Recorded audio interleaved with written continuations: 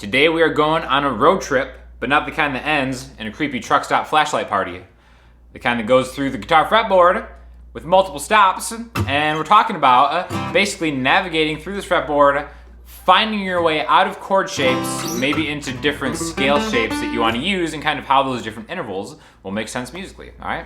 So, C major chord. This is going to be our chord for the day, all right? The Honda Civic of guitar chords. Tried and true. Always reliable. All right, so 3A, 2D, open G, 1B. Now what we're gonna do is we're gonna connect this with two different scale shapes in different parts of the fretboard. So I'm just gonna breeze through these. I have other videos on these shapes if you wanna get more in depth into them. The first one's gonna be really the good old A minor scale shape. So it's really 5, 7, 8, 5, 7, 8, 5, 7, 9, 5, 7, 5, 6, 8, 5, 7, 8. And then the one that's right below that, B Locrian, okay? So that will be 7, 8, 10, 7, 8, 10, 7, 9. We're gonna stop right there, okay? So just this spot and this spot, and we're gonna connect these to a C major chord. Now the way to do this, I think one of the best ways to do this is take an arpeggio that runs through the spot of learning these scale shapes. Again, a question I get a lot is like, okay, I know some scale shapes. How do I add these to a chord to make it sound musical?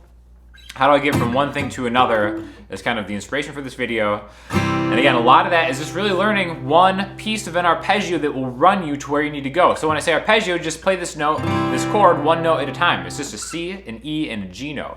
A great way to get from here is take the root note, C, find the next note in that chord, which is an E, but instead of playing it here on the 2nd fret of the D string, we're gonna slide it to the 7th fret on the A string. So C to E. It even sounds cool if you slide a little bit. Okay, and then we're gonna take the next note, G, which is the 5th fret on the D string. Same as open G string, right? So, all right, now, maybe this is all you wanna do. Maybe you just wanna take a C chord and jam out a little bit.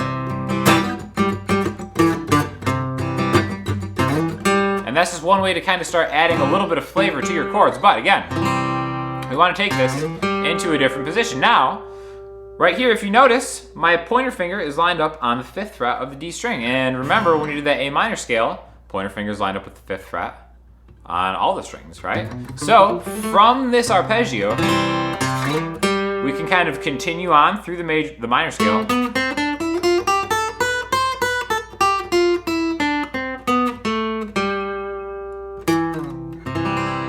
Like that. And again, that's just going forward and backward through a scale. There's nothing really musical about that, but once you kind of see these connections, you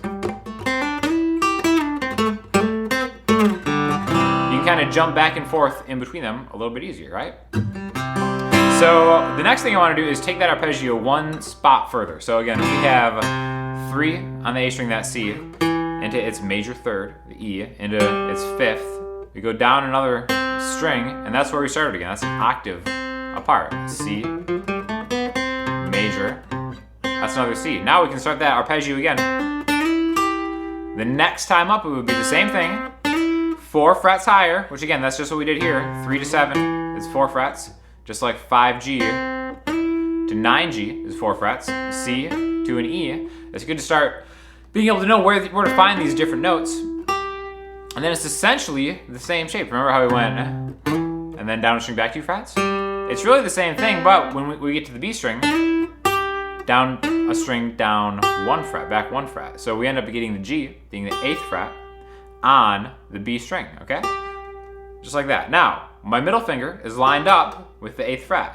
My pointer finger would be lined up with the 7th fret if we're doing a 1 fret per finger type deal going on here, which that next mode would line up with the thing we just did, right? So this would be the B Locrian mode, just a way to play the notes of C major starting out of B, essentially, giving us 7, 8, 10, 7, 8, 10, 7, 9, okay?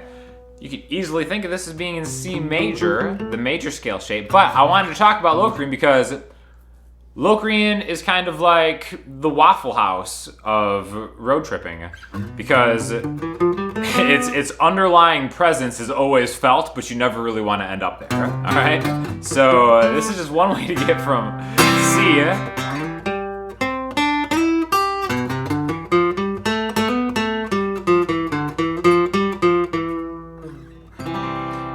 be aware of where these notes are, these chord tones being just the notes in the chord. All of this is off of C major.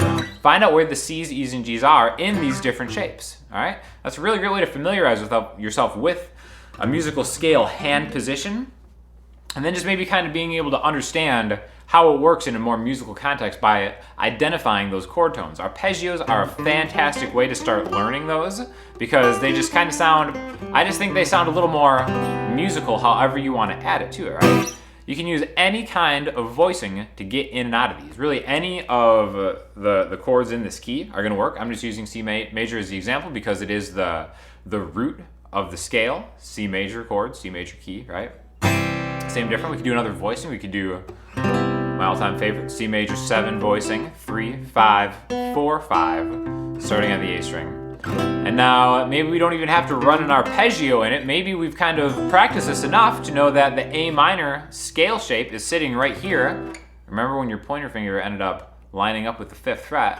It's all about just kind of creating these markers however you want to see it. So now I know that I can just slide my ring finger into the 7th fret and that lines me up with that A minor shape, which again, you can simplify it even more by making it minor pentatonic. I've got about 1 million videos on the pentatonic scale or any of the licks videos. A lot of those use the pentatonic scale if you want to make something bluesy.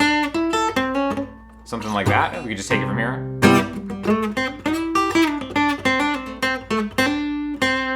However you want to do it. Once you get into your lick zone, knowing where the lick zone is important on any road trip. Absolutely.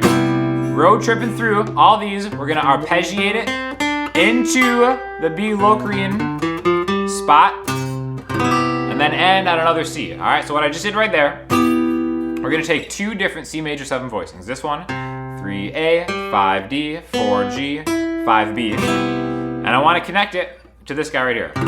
Same chord, different spot, all right? So we have 8 on the E string, this is a C. Ring finger 9D, pinky 9G, middle finger 8B. All right, I'm gonna run that arpeggio into that spot.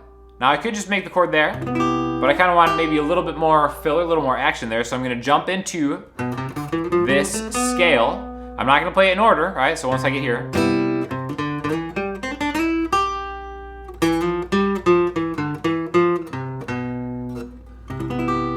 and then just kind of start moving my way around